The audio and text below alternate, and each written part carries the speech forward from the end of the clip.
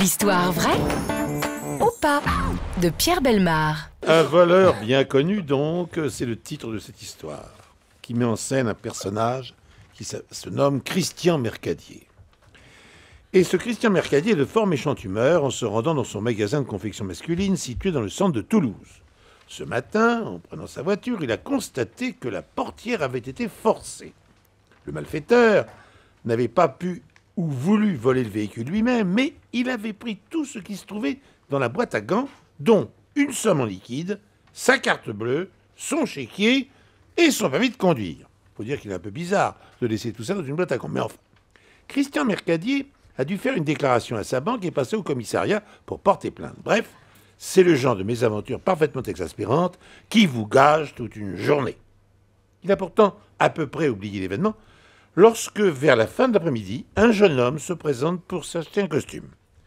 Il ne paie guère de mine alors que la boutique est des plus élégantes, mais il le sert comme si de rien n'était. Le jeune homme se décide pour l'un des complets les plus chers et lui tend un chèque. Christian Mercadier le prend et lit son nom, suivi de son adresse. Il a sous les yeux son chéquier et son voleur. Il a le mérite de garder son sang-froid. Il réussit à dissimuler sa surprise et demande au jeune homme d'une voix neutre « Auriez-vous une pièce d'identité ?» Et la nouvelle surprise, il voit son voleur lui tendre avec aplomb son propre permis de conduire, dont il a remplacé la photo par la sienne. Deux agents passant à ce moment dans la rue, il court les chercher et revient avec eux en leur criant « Arrêtez-le !» C'est ce qui est fait chez la séance tenante, bien sûr. Le jeune homme dit alors « Je suis son fils et il m'a abandonné il y a 15 ans !» Christian Mercadier, aujourd'hui, attend le procès pour prouver sa bonne foi.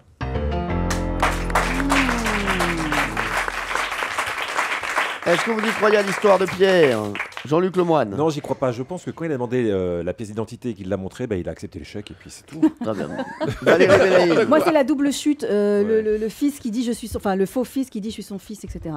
C'est là où ça. On ça l'a très bien chagrine. compris. Le vaudeville. Voilà. Patrick Fiori. Le vaudeville, pareil. J'ai pensé exactement la même chose. Guimier. Ah, pareil, ça s'arrête à l'arrestation, justement. Écoutez, ce voleur bien connu, vous m'aviez démasqué. Voilà, vous m'aviez démasqué, vous aviez raison. La double chute. La double chute est fausse. Ah. Il n'a jamais, ce jeune homme n'a prétendu être le fils de M. Mercadier. Voilà, il a été arrêté, il a fait de la prison. Et nous espérons qu'aujourd'hui, c'est un honnête homme. Voilà, merci Pierre Bellemare. On commence à bien le connaître, et vous aussi.